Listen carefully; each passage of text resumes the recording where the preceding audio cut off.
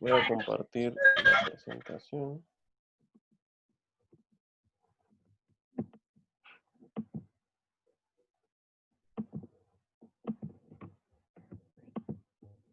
Y nada más para las cuestiones del video, déjenme ver aquí. Tenemos conectados a Viviana, a Gise, a Jocelyn y a Miguel Ángel. Entonces, vamos a comenzar.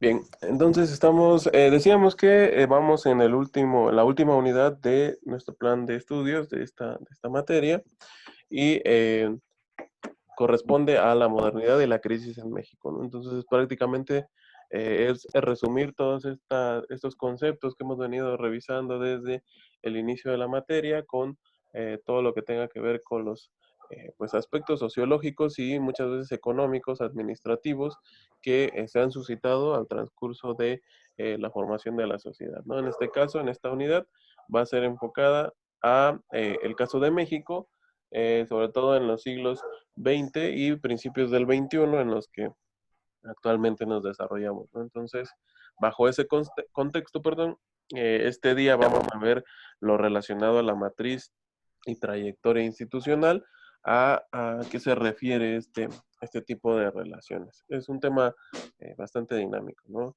Eh, Comenzamos con el tema del dinamismo social.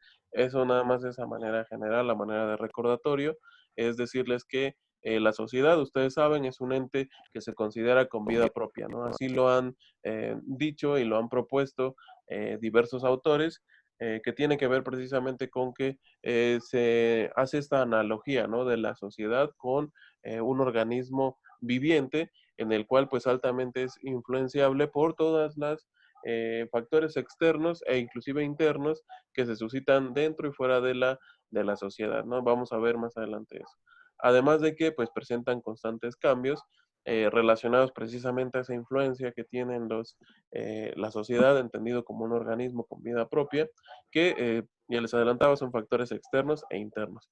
Los factores externos pues pueden ser hechos históricos trascendentes, como en su momento son las guerras, los desastres naturales, los movimientos sociales, y eso lo podíamos ver en la sesión pasada que hicimos un breve resumen del siglo XX mexicano, en el cual pues se suscitó todo el movimiento civil en la Revolución Mexicana en nuestro país, mientras que en el exterior pues se llevaba a cabo el fin de la Primera Guerra Mundial y el comienzo de la segunda, ¿no? Y también pues la finalización. Entonces, como tal, tuvo mucha influencia, sí, ya comentábamos ahí que hubo hechos trascendentales a nivel mundial que inclusive nos pudieron haber llegado a afectar como país, como en el caso del telegrama Zimmerman, que es muy curioso cómo, o qué hubiera podido pasar si en ese entonces México, a través de el presidente Venustiano Carranza, hubiera optado por hacer una alianza con el Imperio Alemán, ¿no? Iba a ser ahí bastante curioso cómo iba a cambiar nuestra historia. Entonces es un hecho de que todos esos factores externos,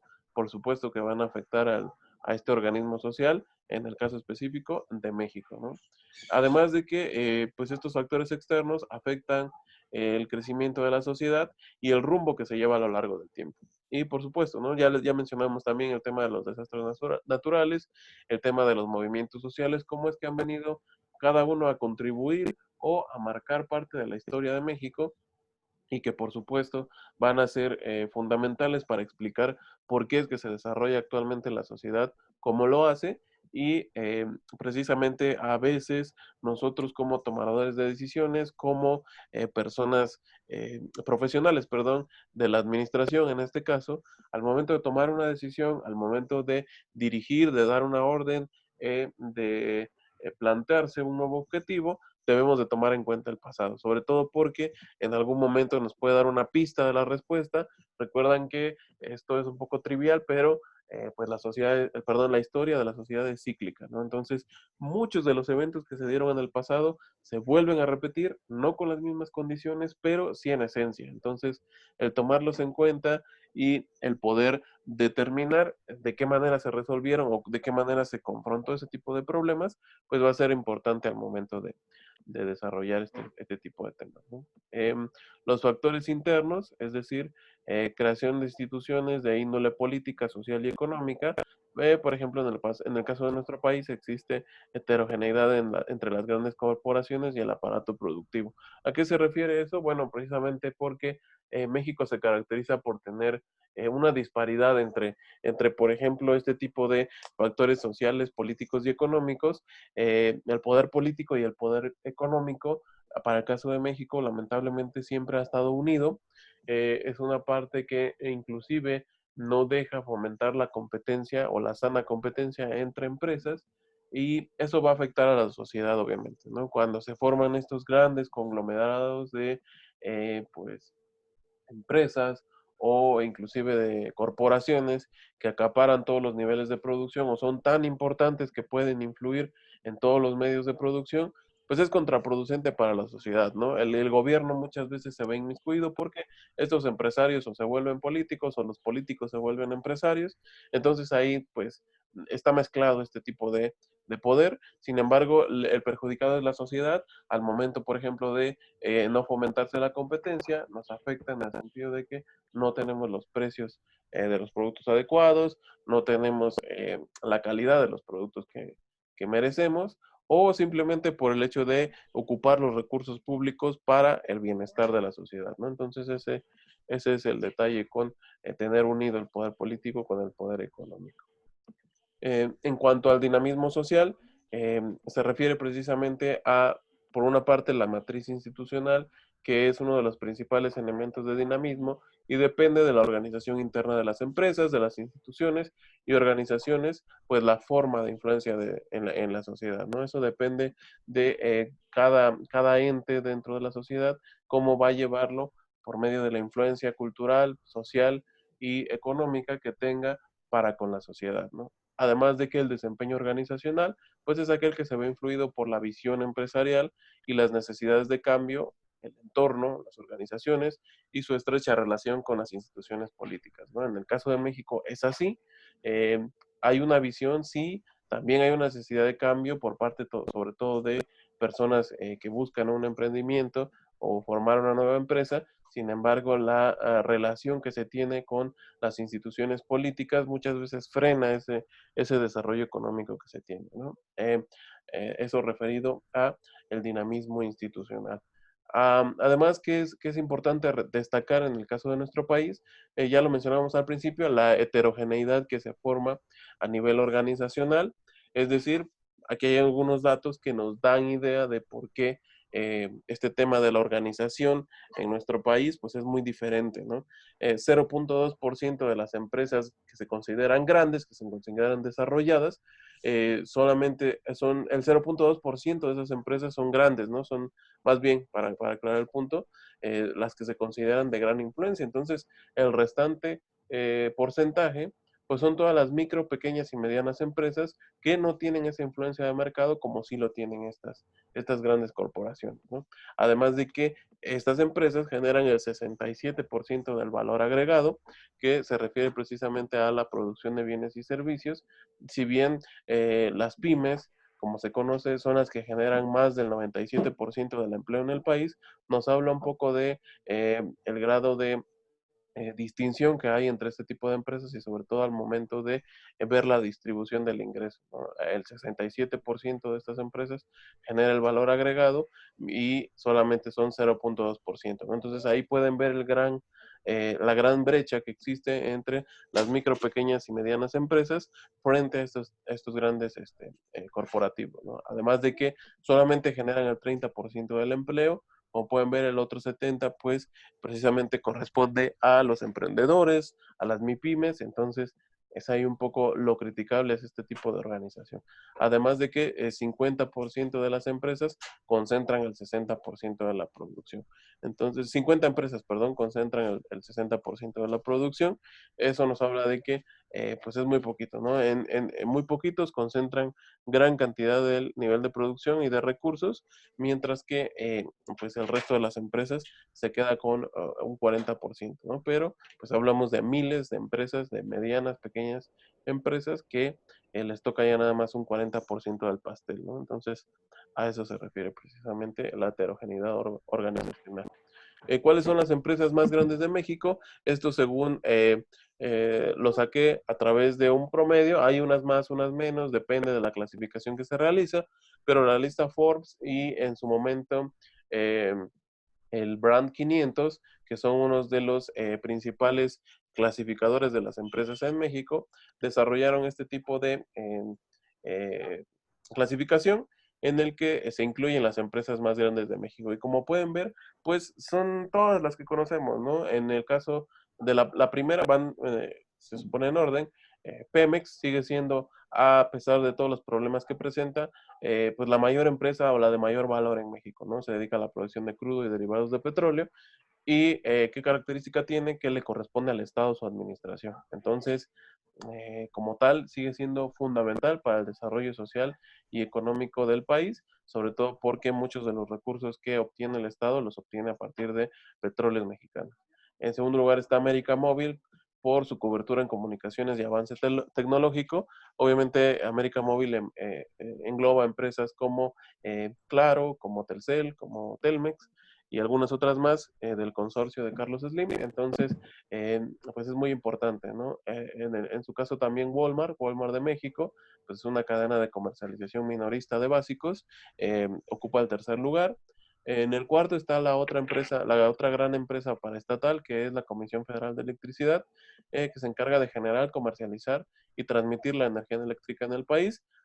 Hasta donde tengo entendido, ellos se encargan precisamente de la transmisión de la energía. Sin embargo, la generación, inclusive con esta serie de reformas que se han hecho, ya puede, por ejemplo, si nosotros, el grupo de sociología, decidamos fundar una empresa que genere electricidad en el istmo de Tehuantepec, por ejemplo, lo podemos hacer, sin embargo, le tenemos que vender implícitamente toda la energía a la Comisión Federal de Electricidad, dado que ellos son los encargados de transmitirla. Todavía nosotros no podemos, inclusive si alguno de ustedes quiere generar su propio tipo de energía, tiene que tener ahí, pues ponerse de acuerdo con la Comisión Federal de Electricidad, dado que se podría considerar como una falta administrativa, dado que se establece en la Constitución que ellos son los encargados de transmitir la energía eléctrica. También está FEMSA, obviamente la generadora de alimentos y distribución de básicos y restaurantes. FEMSA pues tiene dos grandes empresas o dos grandes derivados, que es Coca-Cola Company y el lado de las distribuidoras de básicos como es Oxxo, ¿no? Entonces, pues es muy importante. En cualquier esquina ya prácticamente estamos encontrando un Oxxo y no se diga del consumo de Coca-Cola, ¿no? Lamentablemente, eh, varios de nosotros, de los mexicanos, somos altos consumidores de este tipo de bebidas, no solo de Coca-Cola, ya ven que Coca-Cola engloba muchísimas otras más bebidas derivadas, pero pues que están fomentando ahí problemas a la salud, ¿no? Sobre todo por sus altos niveles de azúcar. Pero bueno, es muy importante este tipo de consorcios. Y tenemos ahí también a Alfa, que es la distribuidora de alimentos refrigerados y producción de aluminio, es el gigante del estado de Nuevo León.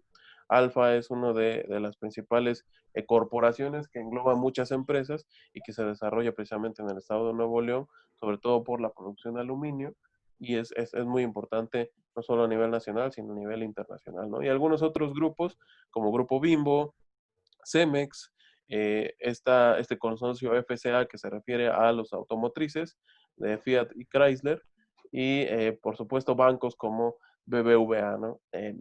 La lista sigue, son, como les recuerdo, son 500 en su caso, o en Forbes se puede ocupar la lista de todas a nivel mundial, pero en este caso nos estamos concentrando en las empresas de México, ¿no? Entonces, ¿para qué era esto? Para hacerles mención precisamente de la importancia que se tiene a nivel empresarial. Todas estas empresas, nosotros sabemos que a qué se dedican, las hemos visto, hemos consumido sus productos, sin embargo, pues son muy contadas, ¿no? Sí podemos ver y ubicar precisamente esas 50 empresas que concentran más del 60% de la producción nacional. ¿Qué tienen en común muchas veces esta terminología del compadrismo, ¿no? Es decir, al final de la sesión ustedes van a poder entrar a la plataforma y van a ver ahí un video muy cortito, menos de 2 minutos, en los que se establece cómo esta serie de relaciones de compadrismo se ve reflejada en las familias que fundaron estos grandes consorcios, ¿no? Desde su fundación, ustedes van a ver que son apellidos muy conocidos y que han estado en esta intervención entre política y el sector empresarial, ¿no? Entonces, son instituciones privadas ligadas al poder político, hay mucha influencia de las empresas, por lo tanto, se obtienen mejores posiciones dentro de la política o al revés, ¿no? Dentro del sector empresarial por parte de políticos. Precisamente esto lo que ocasiona es que no se manejan a través de la eficiencia, es decir, si nosotros con todas las ganas del mundo tenemos un negocio, queremos hacerle competencia a uno de estos grandes consorcios, no solamente nos vamos a encontrar con una barrera económica de competir directamente ya con una empresa súper establecida como este tipo de empresas que vimos anteriormente, sino que nos vamos a enfrentar inclusive a problemas de índole administrativo o de índole político que socialmente hemos visto que están relacionados estos dos, ¿no? Y sobre todo, pues con las grandes empresas, ¿no? Entonces es muy complicado para los pequeños productores, las MIPIMES, llegar a competir con este tipo de empresas, ¿no? Sin embargo, con el desarrollo de las tecnologías, hemos visto que en algún momento pudiera ser importante, sobre todo cuando se genera una idea innovadora y un nuevo segmento de mercado, ¿no? El mercado sigue siendo muy amplio y además, inclusive todavía hay productos que las personas todavía ni siquiera demandan porque no saben que existen, ¿no? Entonces, la creatividad y el tema tecnológico juegan un papel importante para que este tema cambie. La matriz institucional en México, por lo tanto, pues se muestra adversa a la modernización, sobre todo en este tema de las paraestatales. El detalle está en que siguen siendo un monopolio, no importa que tengamos gasolineras de índole privado o que ahora se comercialice diferentes precios de la gasolina, mientras la distribución y la producción siga siendo de Pemex, al igual que la energía eléctrica con CFE, va a ser un monopolio. Entonces los monopolios siempre van a obstaculizar la competencia. Además, se inhibe la competitividad de la innovación. Precisamente eso le pasó a Pemex y a la misma Comisión Federal de Electricidad, el hecho de que fueran un monopolio y tuvieran el control de toda la producción a nivel nacional, ha hecho que se queden estancados, ¿no? Al no tener una competencia, no me interesa cambiar mi forma o mi método de producción, entonces tiendo a quedarme en el mismo lugar, ¿no? Entonces la innovación no es una parte desarrollada dentro de este tipo de temas. Además, pues el terreno no es parejo, ya lo dijimos.